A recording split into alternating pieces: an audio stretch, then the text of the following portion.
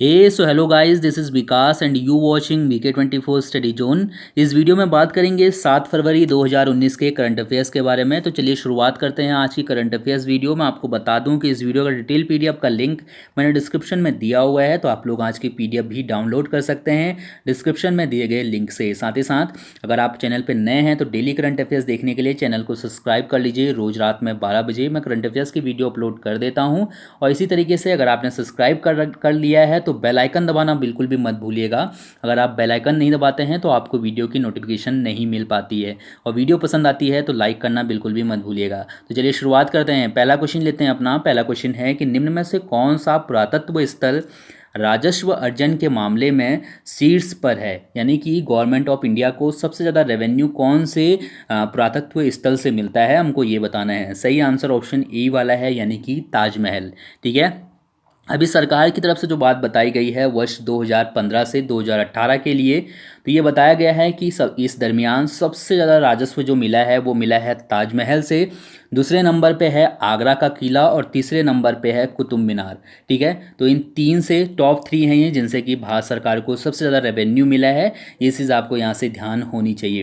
ये जो आंकड़े जारी किए थे, ये जो बताया था वो बताया था केंद्रीय संस्कृति और पर्यावरण राज्य मंत्री महेश शर्मा ने। ठीक है। तो इनका नाम भी याद रखिएगा। तो 2 ही पॉइंट आपके एग्जाम के लिए इंपॉर्टेंट हैं, आप 2 के 2 पॉइंट याद रख सकते हैं। ठीक है। चलिए इसके बाद बात करते हैं क्वेश्चन नंबर 2 की, कि निम्न में से किस राज्य पर NGT द्वारा 25 लाख रुपए का जुर्माना लगाया गया है। तो NGT ने उत्तर प्रदेश सरकार पर 25 लाख रुपए का जुर्माना लगा दिया है। क्यों लगाया है, तो याद रखिएगा कि उत्तर प्रदेश सरकार ऊपरी गंग नहर में गंदा पानी गिरने से रोकने में नाकामयाब रही है, जिसके कारण इस पर 25 लाख रुपए का जुर्माना लगाया गया है। NGT का ये कहना है कि उत्तर प्रदेश सरकार ने कोई ऐसे कदम नहीं उठाए हैं, उचित कदम नहीं उठाए हैं, जिसकी वजह से कि कूड़े का प्रबंधन सही से किया जाए। जो बहुत ज़्यादा कूड़ा जो है नालियों में बहा दिया जाता है, उसको रोकने के लिए कोई कड़े कदम नहीं उठाए गए। ना ही जो है गंदे पानी को साफ करने के लिए कोई अच्छी पॉलिसी जो है उत्तर प्रदेश सरकार ने लागू की है, जिसकी वजह से उत्तर प्रदेश सरकार पे 25 लाख रुपए का जुर्माना लगा दिया गया है। ठीक है। क्योंकि यहाँ पर जो कई बड़ी बड़ी जो नहरें हैं और नदियाँ हैं, उनमें जो है सीधे सीधे गंदा पानी बहा दिया जा रहा है, जिसके कारण कि बहुत ज़्यादा प्रदूषण बढ़ गया है। ठीक है। तो ये चीज़ यहाँ से ध्यान रखिएगा। उत्तर प्रदेश सरकार ने 25 लाख रुपए का जुर्माना लगाया गया है उत्तर प्रदेश सरकार पे NGT के द्वारा। ठीक है। चलिए इसके बाद बात करेंगे उत्तर प्रदेश के बारे में, कुछ इंपॉर्टेंट पॉइंट के बारे में। तो उत्तर प्रदेश की राजधानी है लखनऊ, जिले हैं 75, राजभाषा है हिंदी और उर्दू। इसी तरीके से राज्यपाल हैं राम नाईक, मुख्यमंत्री हैं योगी आदित्यनाथ, मुख्य न्यायाधीश न्यायमूर्ति गोविंद माथुर हैं। और सीटों की बात करते हैं तो सबसे पहले विधानमंडल देखते हैं।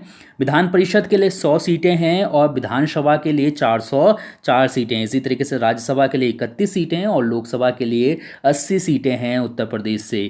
ठीक है। तो बस यहाँ पर से जितने पॉइंट लिखे हैं सबके सब पॉइंट को अच्छे से याद रखिएगा। इसके बाद हम लोग देखेंगे कि उत्तर प्रदेश की सीमा कितने राज्यों की सीमा को स्पर्श कर रही है। तो यहाँ पर से अगर हम देखेंगे तो हमें दिख रहा है छत्तीसगढ़, इसी तरीके से यहाँ से मध्य प्रदेश, फिर झारखंड, इधर से बिहार, यहाँ से देखेंगे तो राजस्थान, हरियाणा और दिल्ली, उत्तराखंड और साथ ही साथ हिमाचल प्रदेश, जो कि पिछली बार छूट गया था। ठीक है। तो बस इतनी सीमाएं याद रखिएगा, किस किस राज्य से उत्तर प्रदेश की सीमा स्पर्श होती है, आपको पता होना चाहिए, ये एग्जाम में पूछा जाता है। इसके बाद बात करेंगे क्वेश्चन नंबर 3 की, कि 25 फरवरी को निम्न में से किसके द्वारा राष्ट्रीय युद्ध स्मारक का उद्घाटन किया जाएगा। तो 25 फरवरी को प्रधानमंत्री नरेंद्र मोदी जी द्वारा राष्ट्रीय युद्ध स्मारक का उद्घाटन किया जाएगा। और ये जो युद्ध स्मारक है ये दिल्ली के इंडिया गेट पर बना हुआ है। ठीक है। तो ये चीज़ आपको यहाँ से ध्यान होना चाहिए, दिल्ली में बना हुआ है इंडिया गेट पर। ये जो युद्ध स्मारक है ये किसकी याद में बनाया गया है, तो हमारा देश जब से आज़ाद हुआ है उसके बाद से करीब 26,000 सैनिक जो है शहीद हो चुके हैं। इन्हीं की याद में ये राष्ट्रीय युद्ध स्मारक बनाया गया है, जिसका उद्घाटन किया जाएगा 25 फरवरी को। ओके। चलिए इसके बाद बात करते हैं क्वेश्चन नंबर 4 की, कि उत्तर प्रदेश सरकार द्वारा किस जिले में हुए 1984 के सिख विरोधी दंगों की जांच के लिए 6 फरवरी को SIT का गठन किया गया है। तो उत्तर प्रदेश सरकार ने 6 फरवरी को SIT का गठन किया है 1984 के सिख विरोधी दंगों की जांच के लिए। ये दंगे कहाँ हुए थे हमें बताना है। सही आंसर ऑप्शन बी वाला है, यानी कि कानपुर में। जो लोग उत्तर प्रदेश से हैं उनके लिए काफ़ी ज़्यादा इंपॉर्टेंट ये क्वेश्चन है। ठीक है। इंदिरा गांधी की जो है हत्या के बाद जो सिख विरोधी जो है दंगे हुए थे, उसमें बहुत से लोगों की जो है हत्या कर दी गई थी 1984 में कानपुर में। ठीक है, तो उसी की जांच के लिए एक एसआईटी का गठन किया गया है, जिसके जो प्रमुख हैं यानी कि जो अध्यक्षता करेंगे वो पूर्व पुलिस महानिदेशक अतुल जी करेंगे। ठीक है, तो ये चीज़ याद रखिएगा, 4 सदस्यीय एसआईटी है ये, जो कि 1984 के सिख विरोधी दंगों की जाँच करेगा। ठीक है, तो बस आपको ये चीज़ यहाँ से पता होनी चाहिए। इसमें उन सभी लोगों पे जो है, जिन लोगों पे उस वक्त मुकदमे किए गए थे, उनकी भी जांच की जाएगी। जिन लोगों को सजा मुक्त कर दिया गया है, उन लोगों की भी जांच इसमें की जाएगी। ठीक है, चलिए इसके बाद यहाँ पर से उत्तर प्रदेश के बारे में बताने की ज़रूरत नहीं है, इससे पहले हम बता चुके हैं। यहाँ पर से क्वेश्चन नंबर 5 लेते हैं सीधे सीधे, कि निम्न में से किस राज्य में एक विश्व विरासत केंद्र स्थापित किया जाएगा जिसमें 45 देशों के आध्यात्मिक शिविर होंगे। तो सही आंसर क्या हो जाएगा? ये क्वेश्चन भी काफ़ी अच्छा है हमारे लिए। सही आंसर है ऑप्शन डी वाला, यानी कि पश्चिम बंगाल। ठीक है, पश्चिम बंगाल में एक आध्यात्मिक शिविर जो है स्थापित किया जाएगा, और इस आध्यात्मिक शिविर में 45 देशों के जो है विभिन्न मतलब संस्कृति से संबंधित, या फिर परिधान से, और जीवन शैली कैसी है, खान पान कैसा है, वहाँ का माहौल कैसा है, ये सब चीज़ें जो है देखने को मिल जाएंगी इन शिविरों में। ठीक है, तो आपको ये चीज़ पता होनी चाहिए। इसकी स्थापना कहाँ की जाएगी? तो इसकी स्थापना नदिया जिले के मायापुर में की जाएगी। ठीक है, 45 देशों के आध्यात्मिक शिविर होंगे यहाँ पर, तो बस ये चीज़ याद रखिएगा यहाँ पर से। इसके बाद यहाँ पर से पश्चिम बंगाल के बारे में कुछ पॉइंट हैं जो आपको पता होने चाहिए। पश्चिम बंगाल की राजधानी है कोलकाता, जिले हैं 23, गठन हुआ था 26 जनवरी 1950 को। राज्यपाल हैं केसरी नाथ त्रिपाठी और मुख्यमंत्री हैं ममता बनर्जी। मुख्य न्यायाधीश न्यायमूर्ति विश्वनाथ सोवंतर हैं। ये चीज़ ध्यान रखिएगा। सीटों की बात करते हैं तो विधानसभा के लिए 295 सीटें हैं, राज्यसभा के लिए 16 सीटें, लोकसभा के लिए 42 सीटें हैं। साक्षरता दर है यहाँ पर 77.08% और लिंगानुपात है 950। ठीक है, तो बस आपको ये चीज़ यहाँ से ध्यान होनी चाहिए। अब छोटा सा काम मैं आपको देता हूँ, पश्चिम बंगाल की सीमा कितने राज्यों की सीमा को स्पर्श करती है, मुझे कमेंट करके बताइएगा। ठीक है, चलिए इसके बाद क्वेश्चन नंबर 6 लेते हैं, कि हाल ही में इसरो द्वारा फ्रेंच गुयाना के स्पेस पोर्ट से सफलतापूर्वक लॉन्च किए गए उपग्रह का नाम क्या है? तो अभी फ्रेंच गुयाना से एक उपग्रह लॉन्च किया है इसरो ने। इस उपग्रह का नाम क्या है हमको बताना है। तो इस उपग्रह का नाम है GSAT-31। ठीक है, तो ये चीज़ यहाँ से याद रखिएगा। एक संचार उपग्रह है और भारत सरकार का, भारत का 40वां उपग्रह है ये, तो ये भी आपको यहाँ से ध्यान होना चाहिए। एग्जाम में क्वेश्चन कैसे भी पूछा जाए, आपको बिल्कुल स्पष्ट तौर पे आंसर आना चाहिए। सिंगल लाइन में मैं इसीलिए नहीं बताता हूँ क्योंकि आज तो आप देख रहे हो, आपको पता है। अगर सोच लीजिए थोड़ी देर के लिए PDF में मैं डिटेल से कुछ भी ना लिखूँ, सिर्फ आंसर दे दूँ, अगर आप 15 दिन बाद, चलो 15 दिन बाद नहीं, 2 ही दिन बाद भी पढ़ते तो आपको घटना पूरी याद ही नहीं रहेगी कि आखिर में हुआ क्या था। तो थोड़ा सा डिटेल में पढ़ा करिए, तभी आपको लंबे टाइम तक याद रह पाएगा। ठीक है, अपने प्रति थोड़ा सा ईमानदार बनने की कोशिश करिए। देखिए ये जो उपग्रह है इसका जीवन काल है 15 वर्ष, यानी कि 15 वर्ष तक जो है ये काम करेगा, जिसके लिए इसको भेजा गया है। और इसका जो वजन है वो 2535 है, यानी कि 2535 किलोग्राम जो है इसका वजन है। और DTS ATM मतलब संचार उपग्रह है, तो जितने भी जो है संचार संबंधी जितने भी काम हैं वो इस उपग्रह से लिए जा सकते हैं।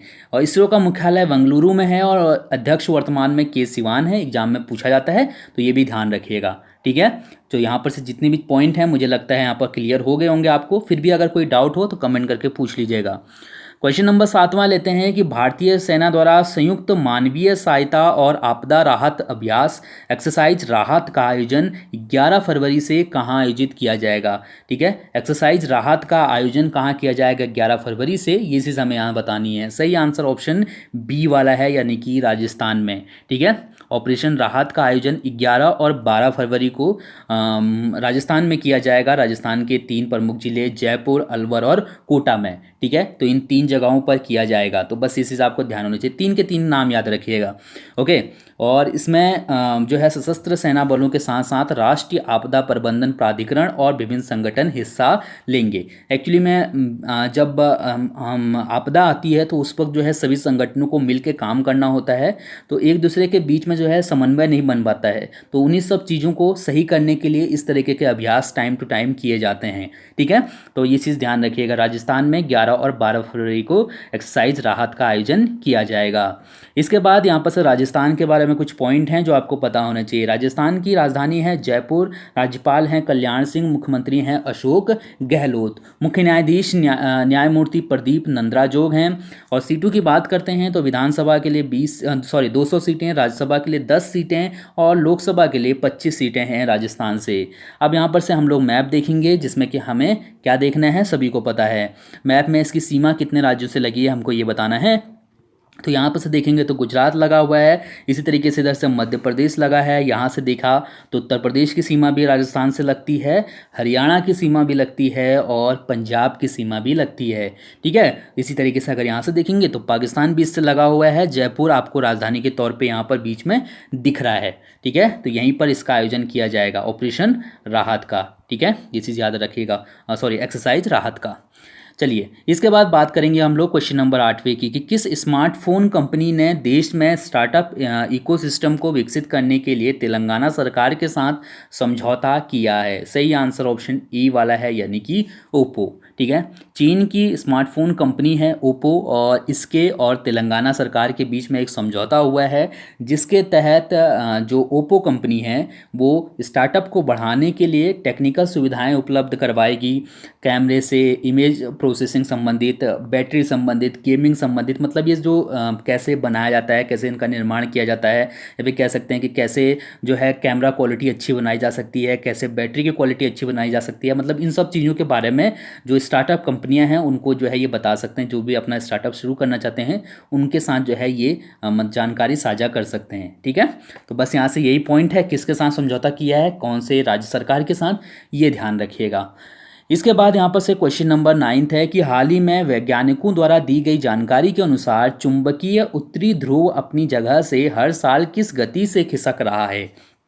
तो ये होगा सही आंसर ऑप्शन डी वाला, यानी कि 55 किलोमीटर प्रतिवर्ष की गति से खिसक रहा है चुंबकीय उत्तरी ध्रुव। यहाँ पर से ये चीज़ ध्यान रखिएगा कि वैज्ञानिकों ने अभी जो जानकारी दी है वो कहा है कि जो धरती का जो भौगोलिक नॉर्थ पोल है, नॉर्थ पोल तो अपनी जगह पर फिक्स है, लेकिन अगर हम देखें जो मैग्नेटिक नॉर्थ पोल है जिसकी वजह से हम जो कंपास वगैरह है वो हमारा काम करते हैं, ठीक है, तो उनमें जो है दिक्कत आ सकती है या फिर दिक्कत आ ही रही है, क्योंकि जो मैग्नेटिक नॉर्थ पोल है वो हर साल 55 किलोमीटर की दर से साइबेरिया की ओर खिसक रहा है। इससे क्या हो रहा है कि जो है हम लोग कंपास के जरिए सही दिशा पता नहीं लगा पा रहे हैं। तो काफ़ी टाइम से जो समुद्री यात्रा है उनमें दिक्कतें होने लगी हैं और इसी तरीके से जो हवाई यात्रा हैं उसमें भी दिक्कतें होने लगी हैं। ठीक है, वैज्ञानिकों ने कारण भी बताया। खैर इसका कारण ये बताया है कि जो धरती के नीचे बहुत ज़्यादा जो है तरल पदार्थ हैं उनकी वजह से ऐसा हो रहा है। ठीक है, बाकी डिटेल आप पढ़ सकते हैं, गूगल में दुनिया भर का इसके बारे में दिया है। हमारे एग्जाम के लिए फ़िलहाल जितना था वो मैंने आपको यहाँ पर बता दिया है। ठीक है, चलिए क्वेश्चन नंबर 10वां है कि निम्न में से किस राज्य ने डेयरी फार्मिंग को बढ़ावा देने के लिए 5 सदस्यीय कमेटी का गठन करने की घोषणा की है। सही आंसर है ऑप्शन ए वाला, यानी कि पंजाब। पंजाब ने 5 सदस्यीय कमेटी का गठन करने की घोषणा की है डेयरी फार्मिंग को बढ़ावा देने के लिए। ये जो समिति होगी ये अधिकतम लाभ प्राप्त करने के लिए अपने सुझाव देगी। ठीक है, तो बस ये चीज़ ध्यान रखिएगा। पंजाब की राजधानी चंडीगढ़ है, जिले हैं 22, गठन हुआ था 1 नवंबर 1966 को, जनसंख्या घनत्व 550, राज्यपाल हैं बीपी सिंह बदनौर, मुख्यमंत्री हैं अमरिंदर सिंह। इसी तरीके से सीटों की बात करते हैं तो राज्यसभा के लिए 7 सीटें, लोकसभा के लिए 13 सीटें और विधानसभा के लिए 117 सीटें हैं पंजाब से। चलिए इसके बाद हम लोग सीधे चलते हैं अपने मैप पे। यहाँ पर से मैप देखते हैं तो मैप में किस किस राज्य से इसकी सीमा लगी हमें ये देखना है। यहाँ पर से देखेंगे तो राजस्थान से लगा हुआ है, इसी तरीके से इधर से अगर देखते हैं तो हरियाणा से लगा है, यहाँ से देखेंगे तो हिमाचल प्रदेश से और ऊपर की साइड से फिर जम्मू कश्मीर से। ठीक है, तो आपको इतने राज्यों की सीमा पंजाब की सीमा को स्पर्श करती हुई दिख रही है, साथ ही साथ पाकिस्तान से भी पंजाब की सीमा लगी हुई है।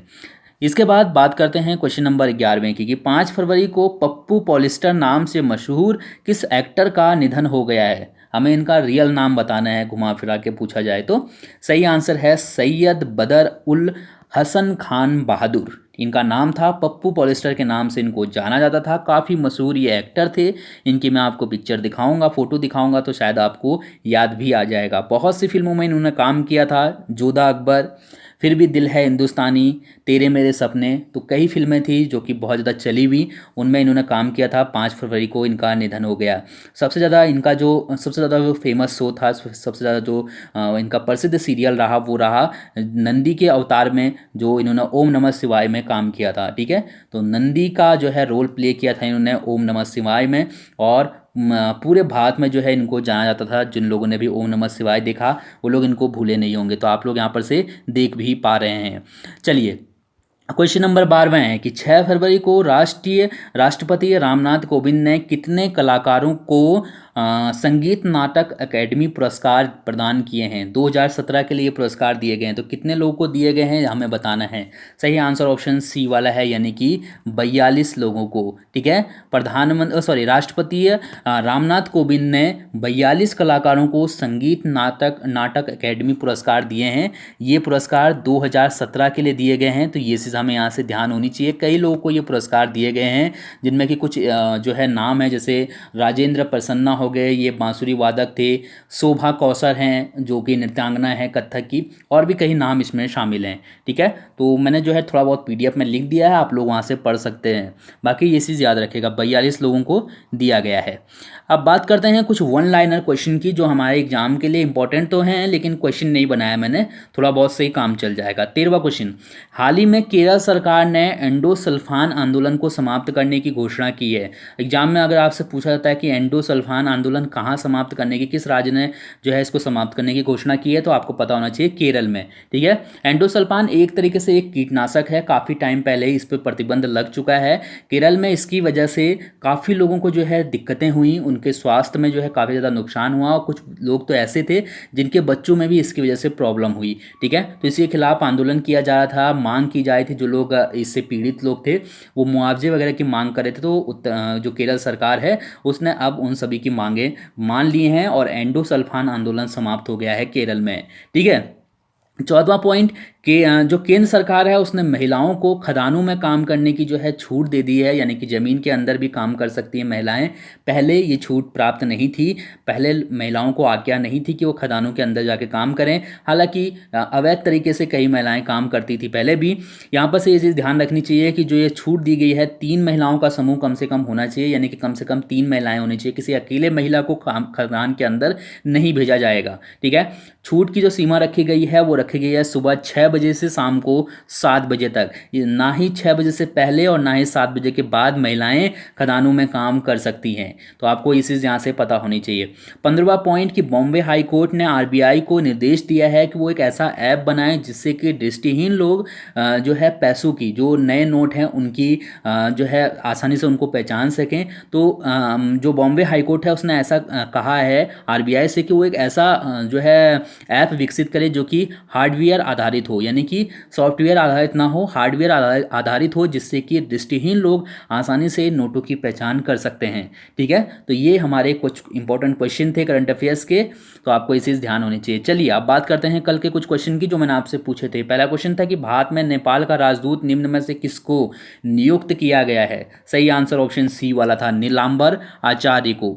इसी तरीके से सेकंड क्वेश्चन मैंने आपसे पूछा था कि हाल ही में जारी वर्ल्ड स्टील एसोसिएशन की रिपोर्ट के अनुसार स्टील उत्पादन में भारत का कौन सा स्थान है? तो दूसरा स्थान है। पहले स्थान पे कौन है? चीन। ठीक है, इसके बाद क्वेश्चन नंबर 3 है कि नागरहोल नेशनल पार्क किस राज्य में स्थित है? तो नागरहोल नेशनल पार्क कहाँ स्थित है? सही आंसर ऑप्शन डी वाला है, यानी कि कर्नाटक में। ठीक है, तो याद रखिएगा एग्जाम में पूछा जाता है। मैंने अपलोड की है नेशनल पार्क की वीडियो, आप लोग वो दे सकते हैं। मैंने उसका लिंक आई बटन में दिया हुआ है। आपके लिए आज के कुछ प्रश्न हैं जिनके बारे में मैंने जो है इनके आंसर आपको कमेंट करके देने हैं। पहला क्वेश्चन है कि निम्न में से किस राज्य ने महिलाओं के लिए पशुप कुमकुम योजना शुरू की है? ये क्वेश्चन हमने जल्दी में ही पढ़े हैं, इनके आंसर जरूर दीजिएगा। इसका सही आंसर जो भी हो आप कमेंट करके बता सकते हैं। सेकंड क्वेश्चन आपके लिए है कि निम्न में से किस स्थान से सिंधु घाटी सभ्यता के घोड़े के अवशेष प्राप्त हुए हैं? सिंधु घाटी सभ्यता के घोड़े के अवशेष कौन से स्थान से प्राप्त हुए हैं, ये आपको कमेंट करके बताना है। क्वेश्चन नंबर थर्ड आपके लिए है कि मौर्य काल में शिक्षा का सर्वाधिक प्रसिद्ध केंद्र कौन सा था। एग्जाम में बहुत पूछा जाता है ये question. So thank you so much इस वीडियो को देखने के लिए। प्लीज़ वीडियो को शेयर करिएगा, और अगर आपके किसी तरह के कोई सुझाव होंगे तो आप लोग कमेंट करके मुझे बता सकते हैं। साथ ही साथ अगर आप किसी स्पेशल टॉपिक पे वीडियो बनाना चाहते हैं तो वो भी आप कमेंट करके मुझे बताइएगा कि हमारे लिए इस टॉपिक पे बनाइए। जिस टॉपिक पे ज़्यादा से ज़्यादा रिक्वेस्ट होंगी मैं ज़रूर उस टॉपिक पे वीडियो बनाने की कोशिश करूँगा। So thank you so much इस वीडियो को देखने के लिए। आपका दिन शुभ हो। धन्यवाद।